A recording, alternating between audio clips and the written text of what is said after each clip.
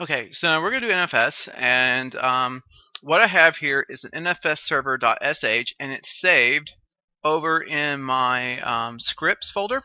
So student scripts, and then the file saved like that.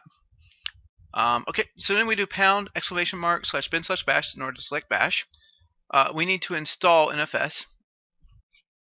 So that's what we're doing next here. All NFS. Start and run NFS. NFS. Of course, we just do, we're doing the -y here so we don't have to say yes to it. It makes life easier.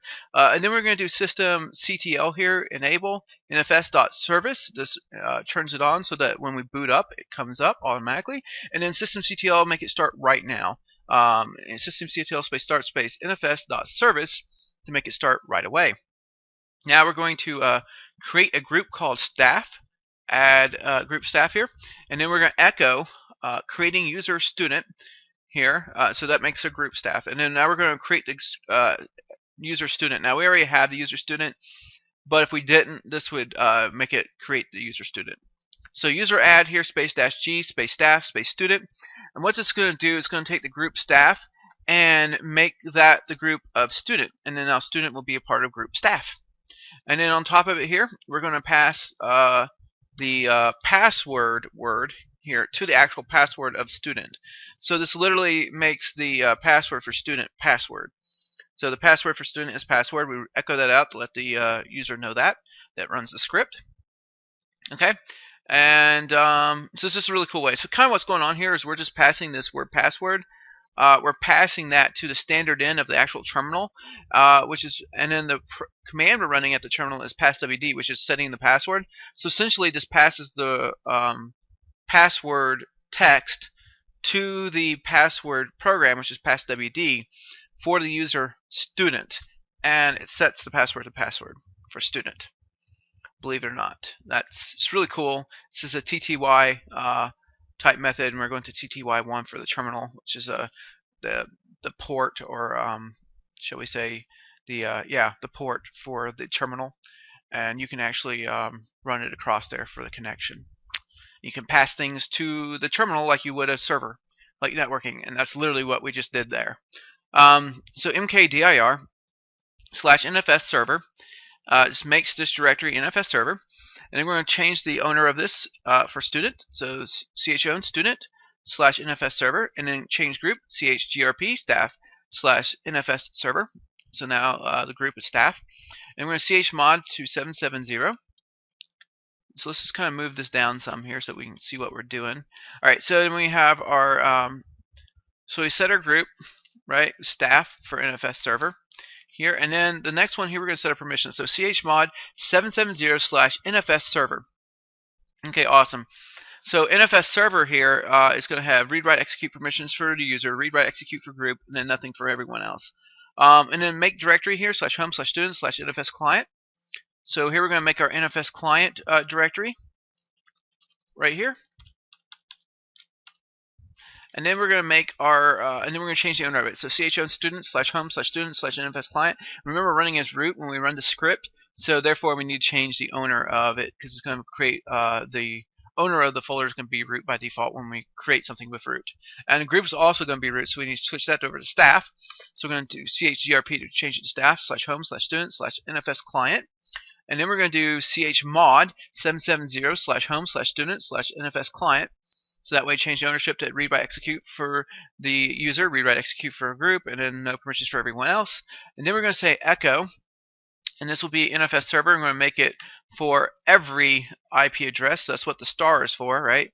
This does all IP addresses and IP address ranges. And then we're going to say open parentheses, read, write, comma, sync here, close parentheses, close quotes, and then we're going to append this to /etc/exports, which is the main configuration file for NFS. This file makes up about 90-95% of NFS and is the most important file in NFS. If you don't know anything else, know what /etc/exports is, because this is essentially NFS. Alright, so now if I wanted to set a particular IP address range here, like I could actually set the IP address here, and then I could do a colon afterwards, and then I could set what its range is by doing like a broadcast here. So we do 255.255.255.0 here, and as you can see, this will make it go from 10.71.108.0 through 10.71.108.255. Now, of course, you can't do .0 and .255, obviously, but it would technically be an actual range of what's usable as far as that goes. Would be 10.71.108.1 through 10.71.108.254. So yeah, 1 through 254 as always. And then besides that, we have echo here, #/NFS server. And then, so this is how we set this up. And of course, we made it read write and we sync it. Cool. Close quotes here, and then we're redirecting that into exports. So it pens it. So it pens it to the exports file again. And then we're going to say export fs-r. And what this does is it restarts, or export fs refreshes the folder database here for the servers for what folders we're sharing with clients. So this is basically setting up this folder NFS server to be shared with clients. And we're acting as a server and client on this deal. Now, you could actually network with your other fellow students if you like, and they would be able to actually mount your drive if so desired. And so that's possible. All right, so just mount here. And then we're just going to say localhost because this is the actual server address for ourselves. You know, this is how you point back to yourself. If you want to mount another student's server, you would put their IP address here or their server name. And if you did use server name, you'd have to have the server name inside of your host file in there with their IP address, so that way you could actually find them on your system. But if you don't want to go through all that, you can just put in the IP address. Of course, if you're doing this for real, you would go through that. So localhost here /NFS server /home/student/NFS client. And that will connect the NFS server folder to our client NFS folder on our system. So this NFS server folder is acting on the server side, and that's why we have, of course, the server here, localhost. And then the other part here, /home/student/NFS client, is the directory to our folder that we're going to mount it to on our client side. So this is how we're doing both server and client on the same computer. All right, and then we're just going to go down here and we're going to echo out in here, and I put a # in front of it, localhost /NFS server /home/student/NFS client /NFS defaults /0 close quotes, and then greater than /etc/fs tab, which is file system table. Okay, so what's that about? Well, this is where we're setting it up to where it can boot up. So this would mount at boot. So mount at boot the NFS server folder /NFS server, and we would mount it to NFS client folder /home/student here /NFS client, like that. And so that's what happens. Now the downside to this, and I want to point this out real quick. The downside to using fs tab file, and there's definitely a downside to this, is that when you do this, it will actually, if the NFS server is down, the NFS clients, the client machines, cannot boot up until the NFS server is up and running again. Oh, there's some added pressure. Oh yeah, buddy. Yeah, so not cool. That's why we're putting a # in front of it. I don't like this method. Of course, this is how you do it, obviously, but this is not a good method for how to do this stuff. So there's a much better method. It's called AutoFS. We're going to do that in the next script for the next tutorial.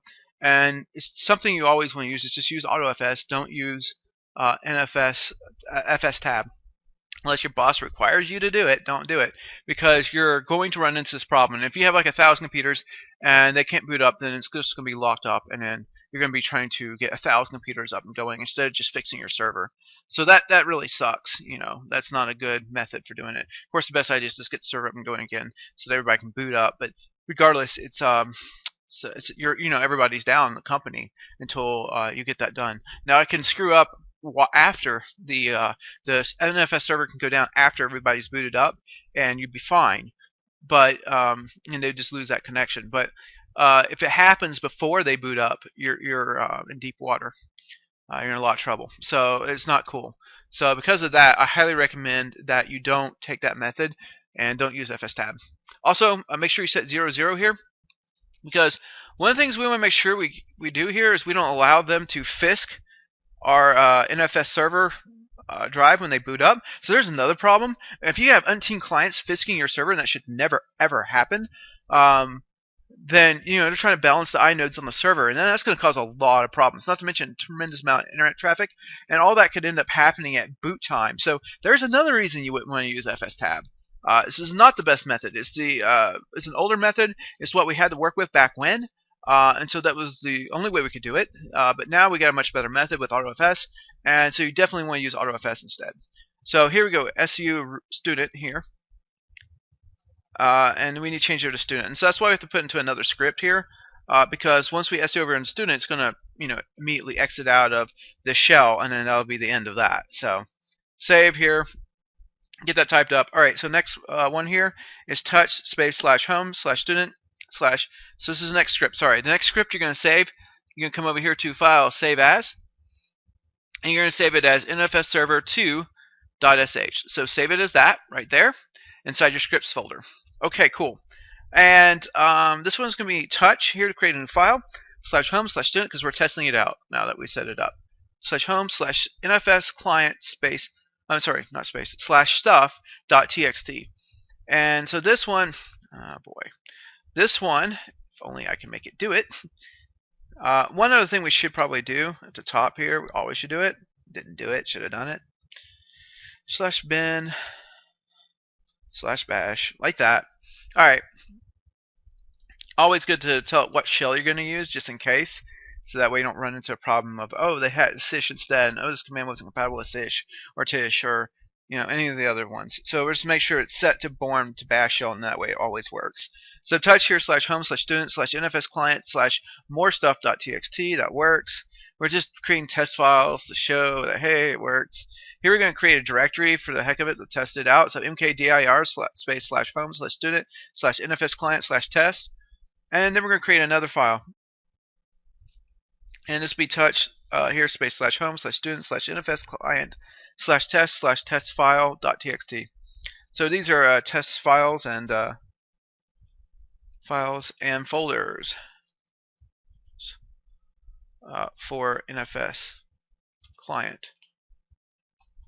All right, so what happens is when this gets created, when we create these on NFS client, it doesn't actually get created on the client. It actually gets created on the server.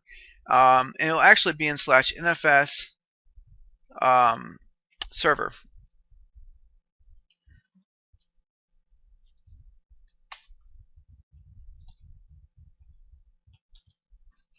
So yeah, so it'll actually go to NFS server. And we can prove this. This is pretty cool. Here we're going to echo out ls here /home /student /NFS client, so that we know this is the directory we're seeing the contents of. So that way we know what's going on. And then we're just going to ls /home /student /NFS client.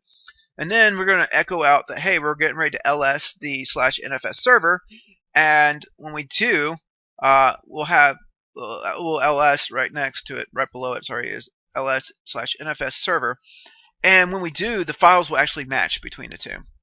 And this will mean that everything went hunky-dory and it worked great. No problems. So what you do now with both of these here, and you're going to save now this file here, you just run it. You run it. So you're going to run the first one here versus NFS server.sh, and then you're going to run NFS server 2.sh. And you simply just do it. Now make sure you root ahead of time here, of course. So say I want to come in here now and run this script. So I'm going to do su dash dash here first off, and then I'm going to go into scripts. Okay, ls NFS star, so I don't mind looking through everything here, right? And then I'm going to say chmod plus x NFS server.sh. Do the same thing on the second one, etc. like that. And then I can just say sh if I want, or I could do a dot slash, either one. If I do sh here, NFS server.sh, like that.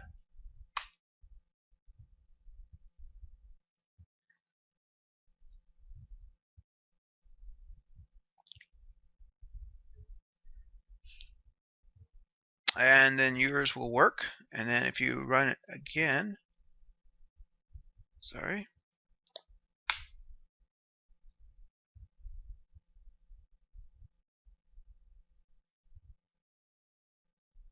then you run 2 here at this point, and there you go. And you can see that, yeah, it all worked perfectly, and our test came out perfect. So bam, that was it. And so basically all I need is a screenshot of this last part here with it running, and I need both your scripts uploaded. But that's it, and that shows that it works, and there's no mistakes. So very cool. And you can see that, yes, these files indeed are actually on the server and on the client. Exactly. All right, so in the next video, for the next assignment, we're going to use AutoFS. We're going to create AutoFS to automate this and make it really easy where you can just access it from the server side. Thank you very much.